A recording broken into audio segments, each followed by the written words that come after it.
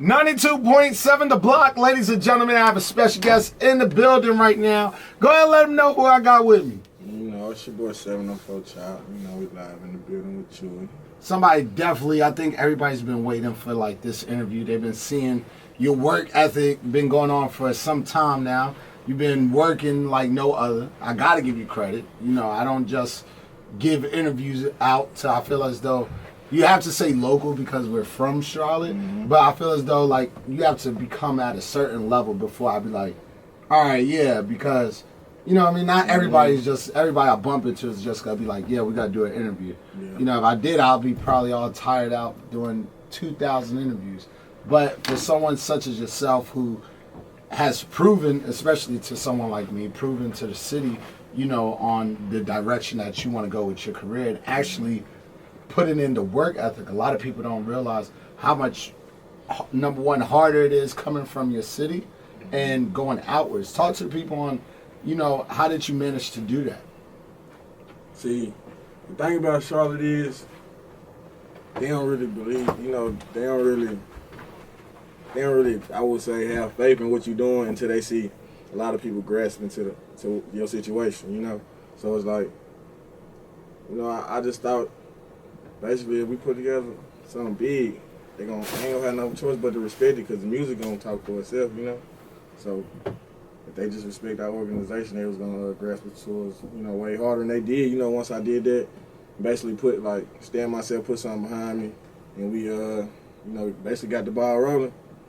You know, it was you looked at it more on a business approach, and that's what I feel as though a lot of artists, sometimes they don't know how to let go of the business and trust the people around them to run the business while you be the artist. Because let's face it, sometimes when you're the artist, you can't be the one that says, oh yeah, we gotta do business, all right, I want $5,000 for a party or an event, I want $5,000 and send it to me right now. A lot of artists don't do that. It goes to the manager and you let the managers do the work.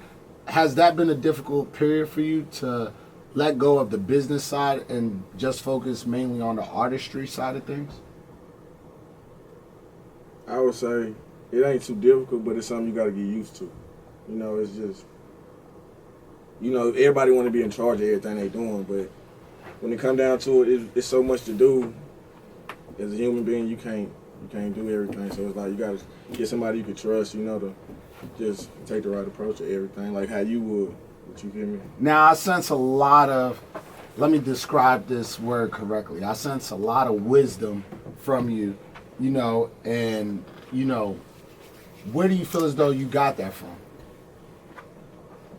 I say I got it from my granddad, my grandma, my mom, you know.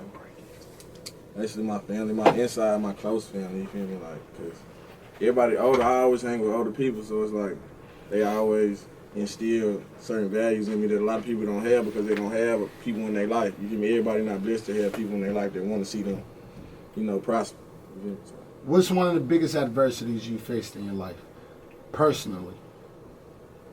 I would say the whole school situation. It's like, explain.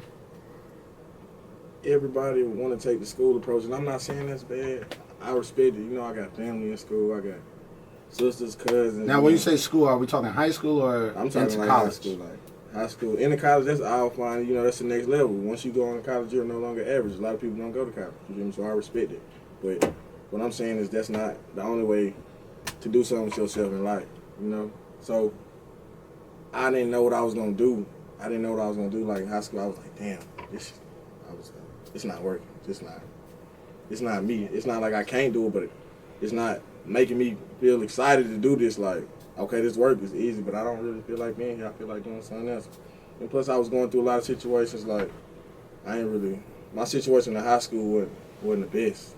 You know, you had a lot of personal situations, at-home situations, like Yeah. majority of us have. You know that I don't think that's uncommon to have at-home issues, you know, that a lot of people may not know about because, you know, we, at that time of age, we're still developing. We're still trying to figure out what route we want to go on. We're becoming young men. We're feeling ourselves out without not trying to get lost. So I could definitely understand because I was at that point in my life where it was like doing the work was nothing. You know, just, all right, I got to find out where M is. Let me do, all right, I could do that. You know, that's your formula. I could do that, but I found high school getting boring for me.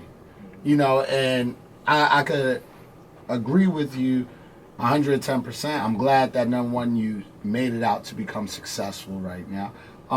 Let's talk about music and how much you're blowing up right now. Right now, one of the hottest artists in the game right now is, without a doubt, Mr. YFN Lucci. You know, and we always see you guys together.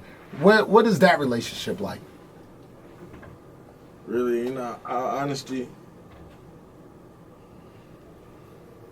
I love the boy music so much. You feel me? Like, so it's like that's kind of some of the reason I start rapping in the first place.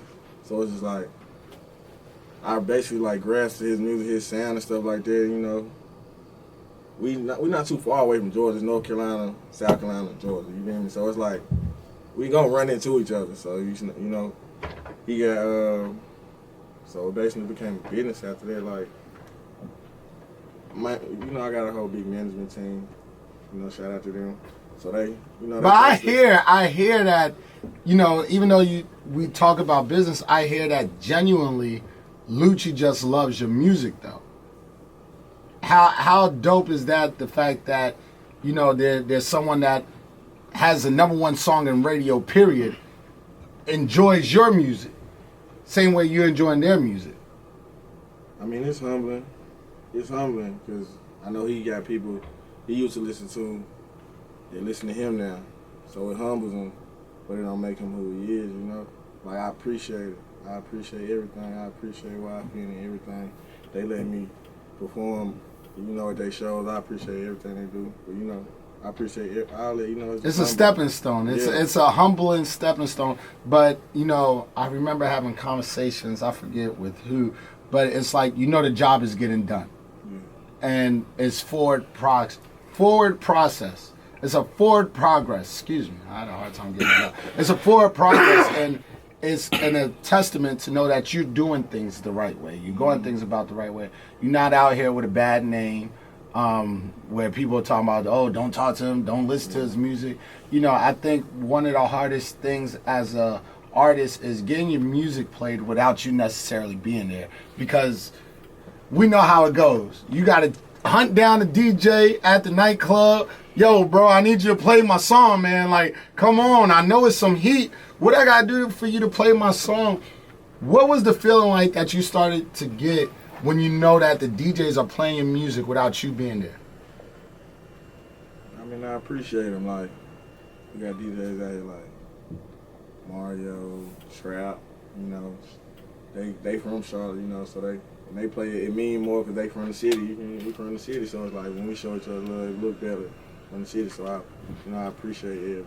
I appreciate it. And someone like me, I don't really DJ as we'll say in the public matter. Mm-hmm. I'll do it for private, or if I do it if it's for the check or something, mm-hmm. you know. But I always considered that a goal for artists. Like when artists always ask me all the time, "Yo, bro, why my song not playing on the radio?" Wait, I talk to 500,000 people a day, and you want me to just play your song, but the DJ in the local nightclub that you go to every single week, that you're shaking their hand, talking with them on Instagram, playing PlayStation, they won't even drop your music in front of 150 people. You know, so it's like to see your level up become even more, you know, I definitely have to commend you. I have to salute you to it. What could the people expect from Mixtape, though? Boy, Mixtape. When I say we from a city where nobody made it, where nobody did what we about to do, you know, I mean, I'm coming with 10 songs. It's 10 of them, they all bangers, you know. It's like ride music. I make ride music, something that you gonna listen to. It's a story. You feel me? So I got a story that you gonna listen to whenever you feel like it. Your favorite track is? My personal favorite one, gotta be Thinking. Why is that? It was just so much from the heart. It was so much of how I felt. It was the first time I ever really put how I felt in, you know, really, so. Do you ever find it hard, you know, you have a visage of being the let's say quote unquote gangster rapper, because they say anytime you tell a story or anytime you talk about where you come from, you automatically assume gangster rap. How do you manage that side of things? See, because I don't look at you as a gangster. I look at you as someone that, you know, you had your ups and downs, you struggled, but you toss and tumble, but you still keep it moving. A lot of people don't look at it when they don't know the culture. Yeah. See, as far as all that gangster stuff, we don't got nothing to prove to nobody, but we want to make it up out here. That's our point. That's what we trying to do. I don't want to prove nothing else other than to anybody else out there. You know, I don't got nothing to prove to them. I feel like people take on a lot of responsibilities when they try to get people to look at them a certain type of way. But you know, like, I'm doing this for my city. That's why I entitled my mixtape From the City Where Nobody Made It. So I'm doing this for a bigger reason than myself. So you feel me? I feel like the way people look at me is how they gonna look at the city, because they're gonna see 704 Chop. You're a representative of the city. You feel me? And let me tell you something. When y'all all walk through with the sweatshirts on, and I'm looking at y'all in Medusa and ATL standing on the couches, and you're making the city look good, boss. All right, you're doing what you need to do, and that is something that is, you know, very commendable. I love the fact that you're still raising awareness to unity.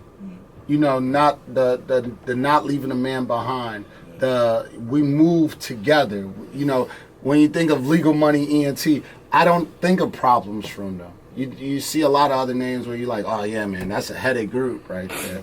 Like you don't get that from Legal Money. You just know that when they walk in the club, a lot of bottles about to get popped, and if you ain't got one, if you ain't, you know there's gonna be gold grills, gold chains, gold women, and if your chick is looking at them, she best believe going. That's why I don't even bring my chick to the club.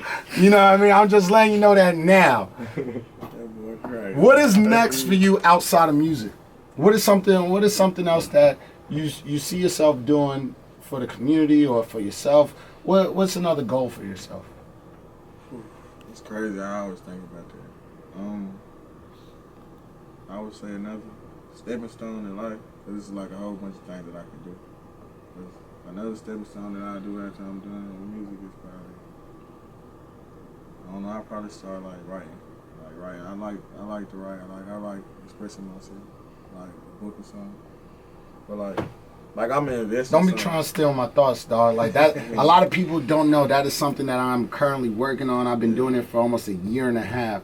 Finding the right writer to write your story for you with the right editing skills, it is a hassle. So just know, be prepared. But I feel as though a lot of the best stories come from people like us. Yeah. People that come from that sheet of cloth. You know what I mean? Like, a lot of people look at me and they be like, oh, well, you know, Chewy ain't hood no more, you know, because I'm not dressed up a certain type of way or I don't act a certain type of way no more. Like, I changed my whole life around because I was like, I don't want to be that way no more, you know, and I think it's dope that, as I continue to tell you, I just think it's dope that you're doing it. A lot of people get stuck and caught up in small things. You know, you see the bigger picture. The wall is this big, and you're focusing on the whole canvas of it all. A lot of people get caught up on this particular wall because, you know, it's that micromanaging, and they're worried about, oh man, I don't got the right sneakers that came out last week. I'm mad. Like, all right, there'll be more sneakers, and 9 times out of 10, I could still get them from the homies somewhere. So, what is the words of advice you have for an artist trying to make a way right now? Keep working. You know, shoot. Nobody, I feel like life is so long. If you blessed to keep seeing it, life so long, I feel like there's nothing you can't do, so just keep working. Just have the patience. Just stick with it. If you like it, you love it, and it's what fits you, stick with it. If you make you happy, if you don't make you happy, you're not going to stick with it too long. If you make it happy, if music make you happy, truly, keep sticking with it. And you know you got people around you that want to see your music elevate with you, stick with it. Stay patient, stick with it. How do you feel as though you escaped some of your greatest depressions or biggest fears? I just had to learn how to express myself. I really didn't have nobody to talk to. That's what this music for. You know, that's why I do it. Because I really don't have nobody I can sit down, you know, like tell everything to. But when I'm writing or when I'm in the studio and I got the beat playing and I'm freestyling something. Yeah, but to express yourself, as the song would say. Even if I don't know you, you come up and talk to me for 30 seconds, 2 minutes, 5 minutes, I sit right there and talk to you. My homeboys will be right there behind me. Bro, come on. I sit right there. I don't got to know you because you'll never know what somebody going through. They just be needing somebody to chop it up with real quick. And that's why they could run into you, 704 Chop. And for the people who want to talk to you on the gram or something, where could they follow you at? 704 Chop on everything. That's SoundCloud, that's Instagram, that's Twitter. You know, everything you want to find me on, I'm on that 704 Chop. Everything just that easy right there. 704 Chop, Legal Money ENT. Yeah. Finally got them in the studio. Finally got them. It's 92.7 The Block. We got more of the Chewy Takeover right now.